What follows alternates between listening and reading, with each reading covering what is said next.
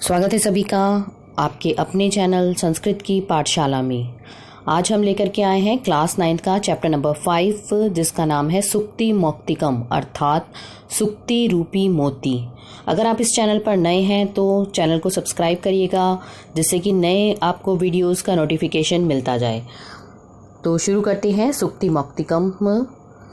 पहला है व्रतम यत्नेन संरक्षेत वितम एति च याति च अक्षिणः विततः क्षीणः व्रतः तु हतो हतः। क्या अर्थ है इसका? व्रतम का अर्थ होता है आचरण। व्रतम का अर्थ होता है आचरण। यत्नेन संरक्षेत आचरण की, व्रतम आचरण की, यत्नेन प्रयत्न पूर्वक, संरक्षेत संरक्षण करना चाहिए अर्थात प्रयत्न पूर्वक रक्षा करनी चाहिए। वितम एति च याति च, वित्त होता है धन, कि धन तो आता है और चला जाता है। याति का अर्थ होता है चला जाना। तो धन तो आता है और चला जाता है। धन से क्षीण अक्षीणः वित्ततः क्षीणो, तो वित्ततः क्षीणः का क्या अर्थ है कि धन से क्षीण अर्थात धन से रहित व्यक्ति अक्षीणः क्षीण नहीं होता अर्थात धन के नष्ट होने से व्यक्ति नष्ट नहीं होता। परंतु व्रतः तु हतो हतः, परंतु व्रतः आचरण के, हतः नष्ट होने पर, आचरण के नष्ट होने पर तु हतः व्यक्ति मारा जाता है। क्या कहना चाहता है कवि यहाँ पर कि हमारे जीवन में सदाचार का बहुत महत्व है। अच्छे आचरण से मनुष्य का संसार में सम्मान होता है।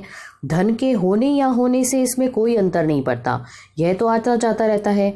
अतः हमें हर स्थिति में अपने आचरण की प्रयत्नपूर्वक रक्षा करनी चाहिए। अगला है श्रूयताम धर्म सर्वस्वम श्रुत्वा च एव अवधार्यताम आत्मनः प्रतिकूलानि परिशाम न समाचरेत।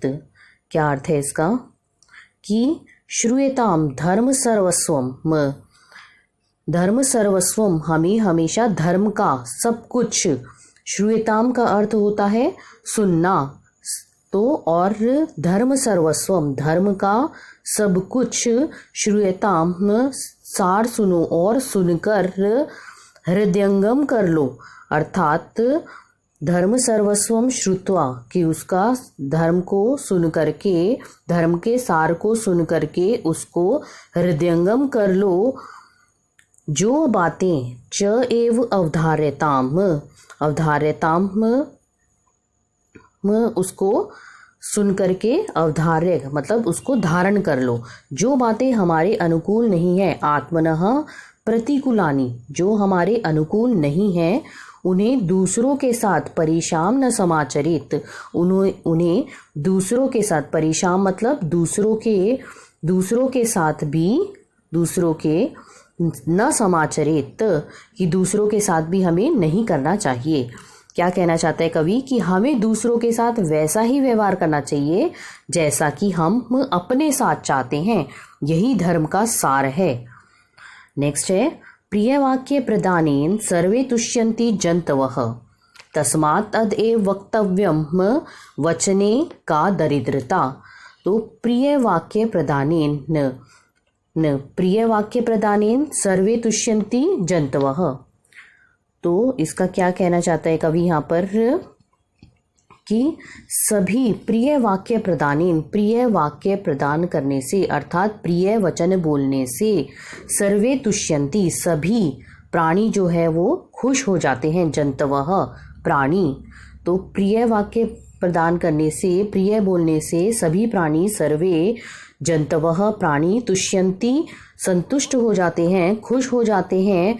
तस्मात् इसलिए, तदेव वक्तव्यम वचने का दरिद्रता इसलिए हमें वही प्रिय वचन बोलने चाहिए। तस्मात् तत एव इसलिए हमें वक्तव्यम वचन कैसे बोलने चाहिए, वचन वक्तव्यम हमें प्रिय वचन बोलने चाहिए, वक्तव्यम बोलने चाहिए, वक्तव्यम वचने का दरिद्रता बोलने में गरीबी कैसी। अर्थात यदि हम सभी प्राणियों को खुश रखना चाहते हैं तो हमें हमेशा प्रिय बोलना चाहिए। मीठे वचन बोलने से कोई गरीबी नहीं आती। बहुत ही सुंदर श्लोक है ये। पिबन्ति नद्यः स्वयमेव न अम्बः, की नदी अपना जल स्वयं नहीं पीती है। अम्बा का अर्थ होता है जल। स्वयं न खादन्ति फलानि वृक्षः, की जो वृक्ष होते हैं वो अपना फल स्वयं नहीं खाते हैं। न अदन्ति सस्यम खलु वारिवाह, वारिवाह का अर्थ होता है बादल। कि जो बादल होते हैं वो अपना, सस्य का अर्थ होता है फसल, की बादल फसल या अनाज स्वयं ही नहीं खाते हैं। सत्ताम विभूत्य, विभूत्य का अर्थ होता है संपत्तियां, कि सज्जनों की जो संपत्तियां होती हैं वो परोपकार के लिए ही होती हैं। क्या कहना चाहता है कवि कि जैसे नदियां अपना जल स्वयं नहीं पीती हैं, वृक्ष अपना जो फल होता है वो खुद नहीं खाते हैं, बादल वर्षा करके अन्न उगाता है लेकिन वो दूसरों का भक्षण करता है, दूसरों को पेट भरता है। और इसी तरह से कहा जा सकता है कि सज्जन अपनी धन संपत्तियों दूसरों की भलाई में लगा देते हैं, इसलिए हमें परोपकार करना चाहिए। अगला श्लोक है, गुणेषु ही कर्तव्यः प्रयत्नः पुरुषः सदा, गुणयुक्तो दरिद्रः अपि न ईश्वर गुणः समः। क्या कहना चाहता है इसमें कवि कि मनुष्यों की हमेशा, पुरुषः सदा, मनुष्यों की हमेशा गुणेषु, गुणों को बढ़ाने का ही, कर्तव्यः प्रयत्नः कर्तव्यः, गुणों को बढ़ाने का ही प्रयत्न करना चाहिए। प्रयत्न कर्तव्यः, प्रयत्न करना चाहिए। गुणवान, गुणयुक्तः, गुणवान गरीब होते हुए भी, दरिद्रः अपि, दरिद्र का अर्थ होता है गरीब, कि जो गुणवान होता है वो दरिद्र होते हुए भी, गरीब होते हुए भी, न ईश्वर गुणः समः, ईश्वर गुणः का अर्थ होता है धनवान, कि वह धनवानों से भी गुणहीन जो होता है वह गरीब होते हुए भी गुणहीन धनवानों के बराबर, समः बराबर नहीं होता, उनसे महान ही रहता है। मनुष्य की हमेशा गुणों को बढ़ाने में ही, बढ़ाने का प्रयत्न करना चाहिए। गुणवान जो गरीब होता है वह गुणहीन धनवान से, न ईश्वरः गुणः, कि जो गुणहीन धनवान के बराबर नहीं होता, उनसे महान ही रहता है। तो कवि क्या कहना चाहता है इसमें कि इस संसार में गुणों का बहुत महत्व है। निर्धन होते हुए भी गुणवान अच्छा माना जाता है, जबकि जो धनवान होते हुए भी गुणों से रहित व्यक्ति है वह अच्छा नहीं माना जाता। अतः यदि हम संसार में सम्मान पाना चाहते हैं तो हमें गुण ग्रहण करने का प्रयास करना चाहिए। अगला श्लोक है हमारा, आरंभ गुर्वी शयनी क्रमेण, लघ्वी पुरा वृद्धिमती च पश्चात, दिनस्य पूर्वार्ध परार्ध भिन्नः, छाये मैत्री खल सज्जनानाम। तो आरंभ गुर्वी, आरंभ गुर्वी, गुर्वी का अर्थ होता है लंबी या बड़ी, कि आरंभ में बड़ी, शयनी क्रमेण, और क्रमेण शयनी, और फिर क्रम में घटती हुई, शयनी घटना, शयनी का अर्थ होता है घटना, तो घटती हुई, और आरंभ में बड़ी और क्रम में घटती हुई। लघ्वी पुरा, पुरा का अर्थ होता है पहले, तो पहले, लघ्वी का अर्थ होता है छोटी, पहले छोटी, वृद्धिमती च पश्चात, और बाद में बढ़ती हुई। दिनस्य पूर्वार्ध परार्ध भिन्नः, दिन के पूर्वार्ध पहले आधे भाग में तथा परार्ध बाद के आधे भाग में अलग, भिन्नः अलग अलग। छायेव मैत्री खल सज्जनानाम, की छायेव छाया की भांति, छाया की भांति, छाया एव मैत्री, मैत्री मतलब मित्रता, खल, खल होता है दुष्ट, और सज्जना नाम, दुष्टों और सज्जनों की मैत्री मित्रता होती है। क्या कहना चाहता है कवि कि जैसे दोपहर से पूर्व जो होती है वो छाया पहले तो लंबी होती है और बाद में छोटी होती जाती है, घटती जाती है, उसी प्रकार जो दुष्ट आदमी की मित्रता होती है पहले तो बहुत प्रगाढ़ होती है परंतु वो धीरे धीरे फिर कम होती जाती है। और इसके विपरीत जैसे दोपहर के बाद की जो छाया होती है वह पहले तो छोटी होती है फिर धीरे धीरे लंबी होती जाती है, उसी प्रकार सज्जन व्यक्ति की मित्रता होती है, पहले सीमित रहती है परंतु बाद में प्रगाढ़ होती जाती है। तो इस दृष्टांत को दृष्टिगत रखते हुए हमें दुष्टों और सज्जनों की मित्रता में अंतर समझते हुए सज्जनों से मित्रता करनी चाहिए। अगला है यत्र अपि कुत्र अपि गता भवेयु हंसः महीमंडल मंडनाय हानिः तु तेषां ही सरोवराणाम येषां मरालहि सह विप्रयोगः। क्या कहना चाहते हैं इसमें कि हंसः, जो हंस होते हैं वो हंसा भूमंडल को अलंकृत करने के लिए महीमंडलनाय, भूमंडल को पृथ्वी को सुशोभित करने के लिए। इसका क्या अर्थ है महीमंडलनाय कि पृथ्वी को सुशोभित करने के लिए, पृथ्वी को सुंदर बनाने के लिए, पृथ्वी को सुशोभित करने के लिए, पृथ्वी को सुशोभित करने के लिए हंस यत्रापि कुत्रापि गता, की जहाँ कहीं भी चला जाए हानि ही तो तेषाम ही सरोवरानाम, हानि तो उन्हीं सरोवरों की या तालाबों की होती है। ये शाम मरालही क्या होता है अर्थ, हंसों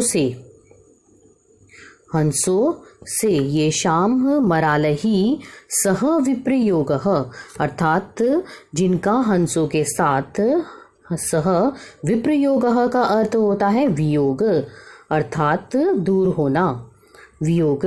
तो जिनका हंसों के साथ वियोग हो जाता है। क्या कहना चाहता है कवि कि जैसे हंस जहाँ भी रहते हैं सरोवरों की शोभा बढ़ाते हैं, वैसे ही जो विद्वान लोग होते हैं वह जहाँ भी रहते हैं सभा अथवा समाज की शोभा ही बढ़ाते हैं। अतः हमें जो विद्वान जन होते हैं उनका सम्मान करना चाहिए। आखिरी श्लोक है हमारा, गुणा गुणज्ञेषु गुणाः भवन्ति ते निर्गुणं प्राप्य भवन्ति दोषः आसाद्यः तोयः प्रवहन्ति नद्यः समुद्रमासाद्य भवन्ति अपेयः। क्या कहना चाहते हैं इसमें, जो गुणज्ञेषु, जो गुणी होता है गुणों के ज्ञाताओं के पास, गुणज्ञेषु जो गुणों के ज्ञाता होते हैं उनके पास रहने पर ही, गुणज्ञेषु गुणों के ज्ञाताओं के पास रहने पर ही गुण रहते हैं। गुणाः भवन्ति, गुणहीन को पाकर, निर्गुणम गुणहीन को पाकर वे ते प्राप्य भवन्ति दोषः, कि वे दोष को बन जाते हैं।